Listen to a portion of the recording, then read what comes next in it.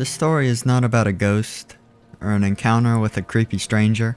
It's not even about a near-death experience or something like that. As a matter of fact, I was never in danger during the event I'm about to tell you about.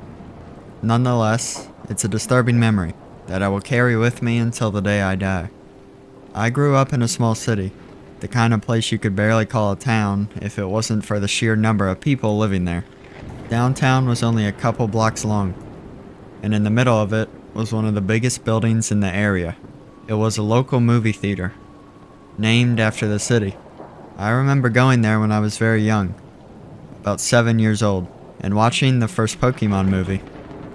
It was probably nothing compared to the theaters we have nowadays, but back then it was huge for me.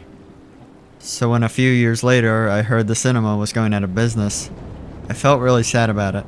The building was sold to a religious group that used it for their services. You know the type. Loud music, big crowds with their arms in the air singing prayers, some having seizures on stage while the pastor yells through the mic. Every time I walked past the old cinema, I would see the announcements of the congregation where the movie posters would have been, and if they were in session, you could hear them singing from the other side of the street. This group owned the cinema for nearly a decade, until the local government bought back the building in order to restore it as a historic landmark of the city. When this happened, I was studying construction, with the intent to follow architecture or civil engineering at college. And my class was very lucky to be involved with the cinema's restoration, because two of our teachers were architects working on it. I will always remember the day when we went to visit the old cinema.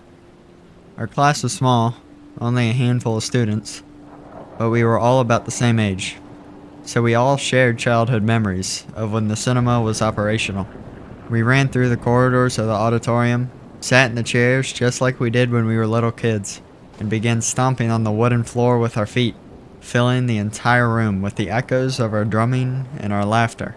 This was a little ritual everyone used to do right before the beginning of a movie.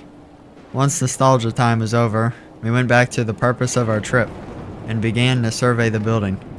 We were very excited because that was a unique opportunity to go into the places we would never have been allowed to otherwise. So we made sure to check every last corner, every single room, no matter how far, no matter how obscure. The first one we found was below the stage. On one of the corners there was a little door, not very visible, probably because it was meant for maintenance staff only. Behind it we found a long room, filled with rusty boilers, part of the old heating system that was no longer in use. The place was a little creepy, with all of those old tanks and pipes, but what we found past them was what really started to freak us out. This room was small, very small. It was, after all, basically just leftover space behind the boilers. Yet it contrasted so much with the rest of the area around it. It may as well have been from a different place altogether. The walls were painted a light color, white, I think. But I don't remember it very well because what really got my attention were the drawings in them. There were rainbows, a smiling sun, trees and flowers, and happy little people. It was a daycare.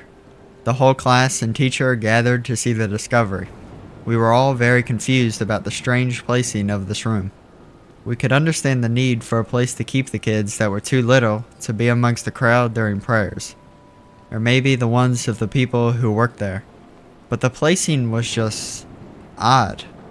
The stage was probably one of the loudest places in the auditorium during the services, and this was right below it, so there was no way it could be a quiet place for the children. We left the boilers room and continued our tour through the theater, a little puzzled about our finding, but not giving it too much thought. Outside of the auditorium, there were the bathrooms, both of which were in terrible condition. The ticket sale booth, and a huge set of stairs that led to the mezzanine in the auditorium. Half of the seats there were totally ruined due to the water leak in the roof, and I cursed these people for not taking proper care of the building. With that part done, all that was left was the projection room, on the 3rd floor. Behind the ticket booth, there was a door that led to a spiral stair.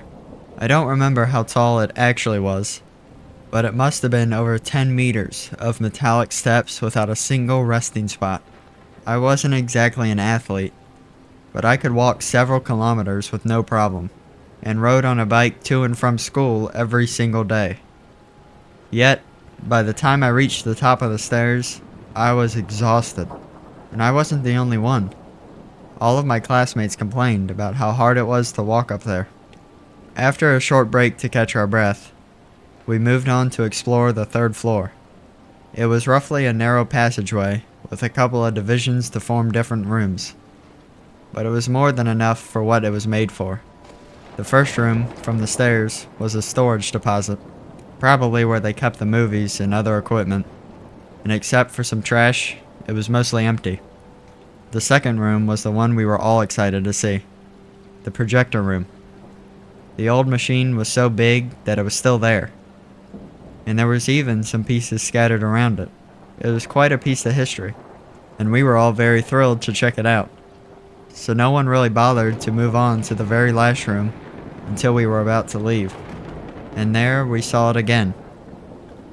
There was a train in this one, instead of a rainbow. Something was written on it, in big, colorful letters. Something about Christ. I can't remember it well. The drawings were a bit old.